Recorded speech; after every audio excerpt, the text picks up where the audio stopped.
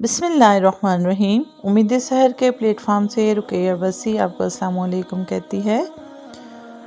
उम्मीद करती हूँ कि आज के दिन आप लोगों ने ज़रूर अपनी ज़िंदगी में कोई एक ऐसा मुस्बत काम किया होगा कि जिससे किसी की ज़िंदगी में कोई मुस्बत तब्दीली आई होगी। आएँ उम्मीद बांटें। अच्छा, आज मैं आपसे बात करूँगी ऐसे लोगों के बारे में जिनको आपकी ज़िंदगी में नहीं होना चाहिए, जो आपकी ज़िंदगी में ज़हर कातिल की तरह होते हैं। जिस तरह जहर आपकी ज़िंदगी को आहिस्ता आहिस्ता करके निगल जाता है, ऐसे लोग आपकी मुस्बत सलाहियतों को चूस लेते हैं, ख़त्म कर देते हैं। अगर आप टिश्यू पेपर को देखें और हमने पानी गिराया हो कहीं, तो टिश्यू पेपर जिस तरीके से उस पानी को अब्ज़ॉर्ब कर लेता है, ऐसे लोग आपकी मुस्बत सलाहियतों को ख़त्म करके आपको मनफियत की तरफ धकेल देते हैं। आपकी ज़िंदगी की रोशनी को लेके आपको अंधेरों में भटका देते हैं।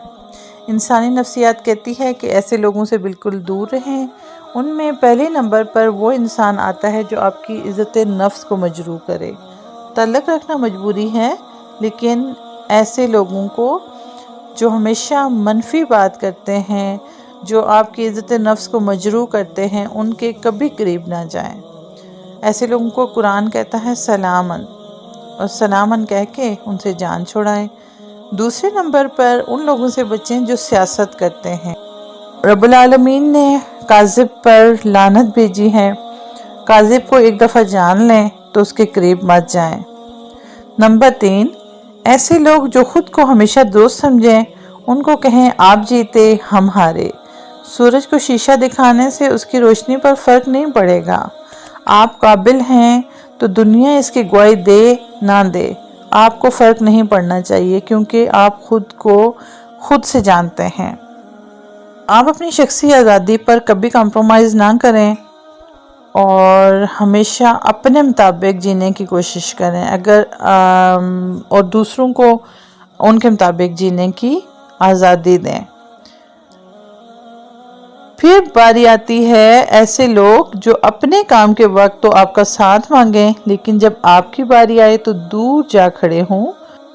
आपकी ज़िंदगी में कम लोग हों, मुस्बत हों, तो उस पर शाकर रहें। बहुत ज़्यादा की जस्तजू ना करें। ज़्यादा चाहे इंसान हो या चाहे मादी अशिया हो, कोशिश करें कि उनसे बचें। चंद हों लेकिन खरे हों। अच्छा, बेमकसद ज़िंदगी गुजारने वाले लोग जो होते हैं ना, वो भी आपकी सलाहियतों को मजरूह कर देते हैं, क्योंकि उनकी अपनी ज़िंदगी का कोई मकसद नहीं होता, तो वो आपको भी अपने मकसद से दूर कर देंगे।